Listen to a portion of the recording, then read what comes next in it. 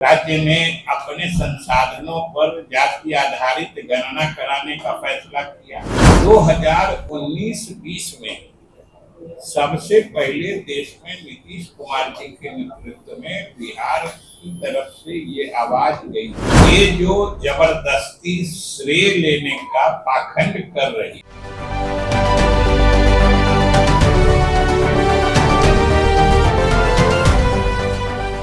देश की अगली जनगणना जाति आधारित कराई जाएगी, यानी जो अगली जनगणना होगी उसमें जातियों की भी अलग से गणना की जाएगी। उसके बारे में हम समझते हैं कि राज्य सरकार की तरफ से, मुख्यमंत्री की तरफ से और हमारे पार्टी के साथियों की तरफ से और लगभग सभी दलों ने उसका स्वागत भी किया है। और आज भी आपके सामने हमारे अध्यक्ष जी ने पूरे पार्टी की तरफ से और सरकार की तरफ से, तो मुख्यमंत्री जी ने कल ही इसका स्वागत किया है और प्रधानमंत्री जी को धन्यवाद दिया है।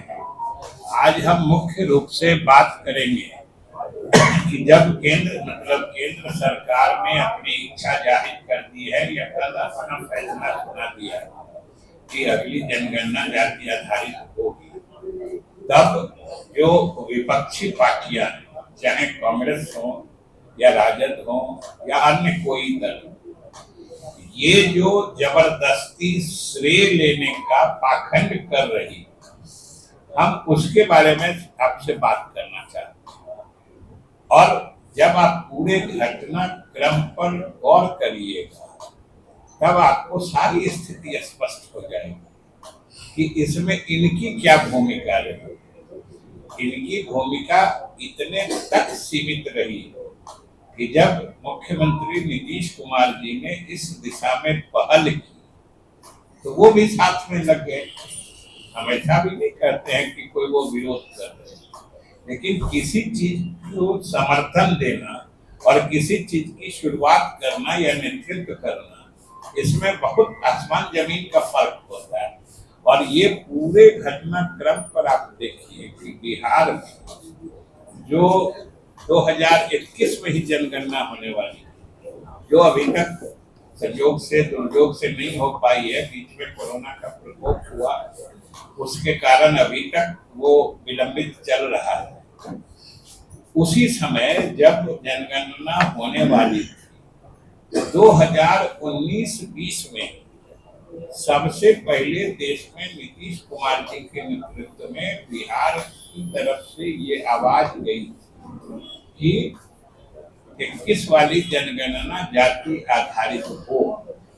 और सहयोग से पार्टी ने हमें, यानी नेता ने हमें उस समय बिहार विधानसभा के अध्यक्ष के रूप में काम करने का मौका दिया था।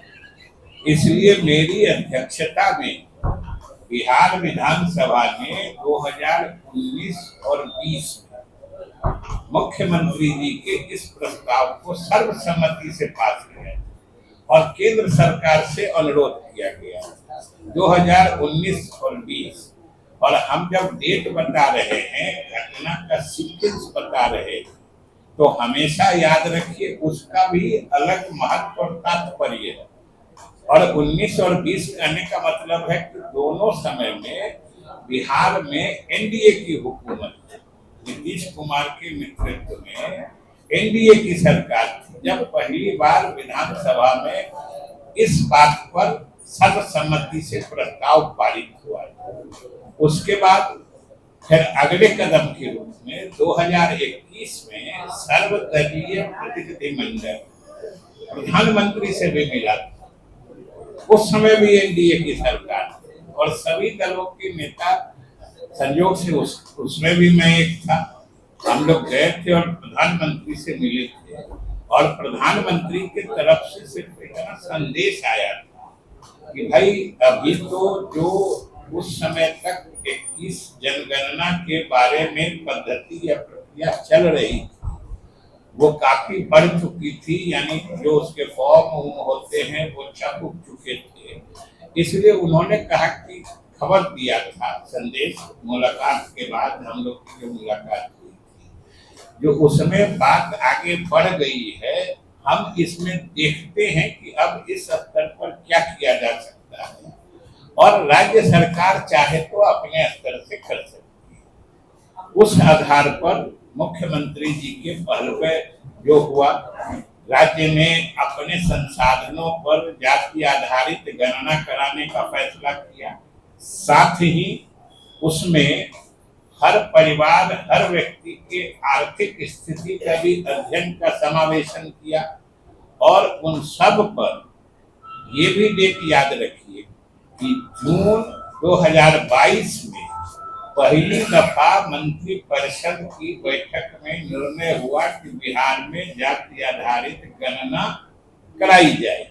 और ये सब इस तरह का पाखंड जो जबरदस्ती कोई काम हो रहा है, तो उसमें से श्रेय हम ले लें, निकाल लें जबरदस्ती खोज के, जो हम भी थे, हम भी कह रहे थे। अरे कह रहे थे तो कहने तक रहिए, आप भी कह रहे थे, बोल रहे थे, लेकिन जो किया वो न किया। इतनी बात तो समझनी चाहिए, उनको खुले दिल से मानना चाहिए, साधुवाद देना चाहिए। इसलिए हम सिर्फ यही कहना चाहते हैं कि सब लोगों को खुले दिल से पूरे देश में जाति गणना कराने का श्रेय प्रधानमंत्री को, और बिहार में इसको सफलता पूर्वक अंजाम देके पूरे देश को दिशा दिखाने वाला, रोशनी दिखाने का काम का श्रेय नीतीश कुमार को जाना चाहिए। ये सर्व